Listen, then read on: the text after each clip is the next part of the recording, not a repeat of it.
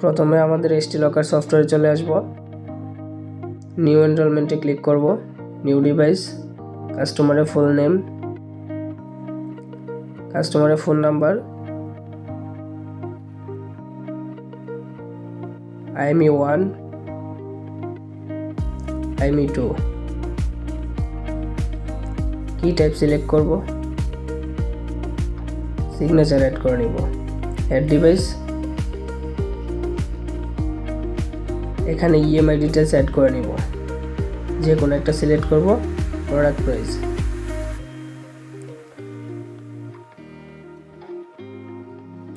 এখানে down payment add করে নিব।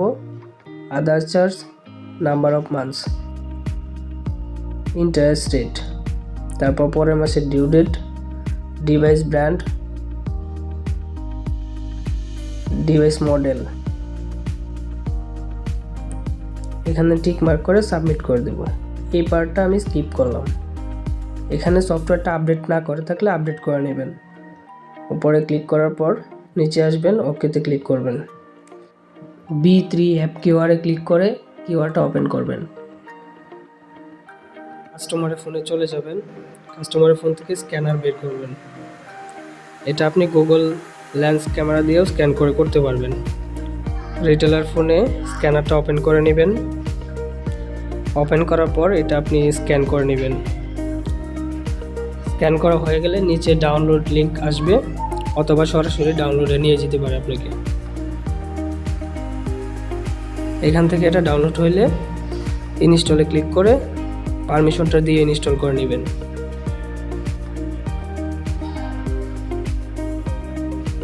ইনস্টল হইলে ডান ক্লিক করবেন। তারপর কাস্টমারের ফোনে সেটিংসে চলে যাবেন। মাই ফোন অথবা অ্যাবাউট ফোনে ক্লিক করবেন। ডেভেলপার মোডটা অন করতে হবে।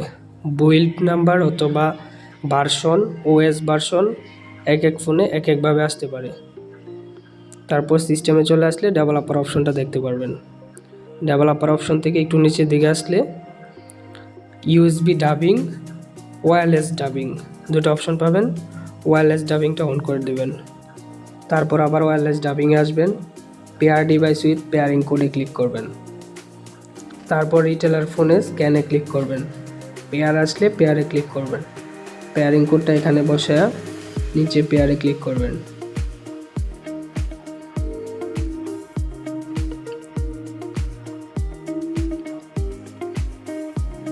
পেয়ারিং হওয়ার পর কানেক্টে ক্লিক করবেন।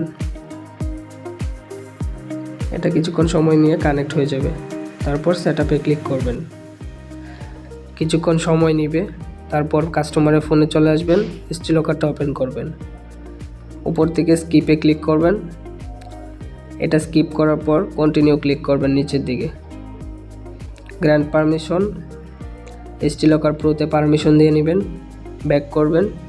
তারপর আবার কন্টিনিউ ক্লিক করবেন। অ্যালাউ করার পর আবার কন্টিনিউ। 𝗘𝐻𝗾𝗀𝗏 পারমিশনটা দিয়ে নেবেন। ব্যাক করবেন, কন্টিনিউ করবেন। এখানে যদি অটোমেটিক প্লে স্টোরে নিয়ে না আসে, আপনারা ম্যানুয়ালি প্লে স্টোরে চলে যাবেন। প্লে প্রোটেক্টটা অফ করে নেবেন। তারপর ব্যাকে আসবেন। ব্যাকে আসার পর আবার কন্টিনিউ করবেন। এখন সেটআপ কমপ্লিট। কাস্টমারের ফোনে সফটওয়্যারটা 5 মিনিটের মধ্যে অটোমেটিক হাইড হয়ে যাবে।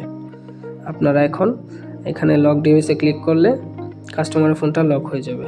আবার আনলকে ক্লিক করলে আনলক হয়ে যাবে। এখান থেকে আমরা সরাসরি কাস্টমারের প্রোফাইলে চলে যাওয়ার পর কমান্ড অপশন থেকে কাস্টমারের অ্যাপ লক করে দিতে পারবো, স্ক্রিন লক করে দিতে পারবো, ক্যামেরা লক করে দিতে পারবো, পুরো ফোন লক করে দিতে পারবো। এছাড়াও আরও অনেক কমান্ড আছে যেগুলো আপনারা নিজেরা দেখতে পারেন।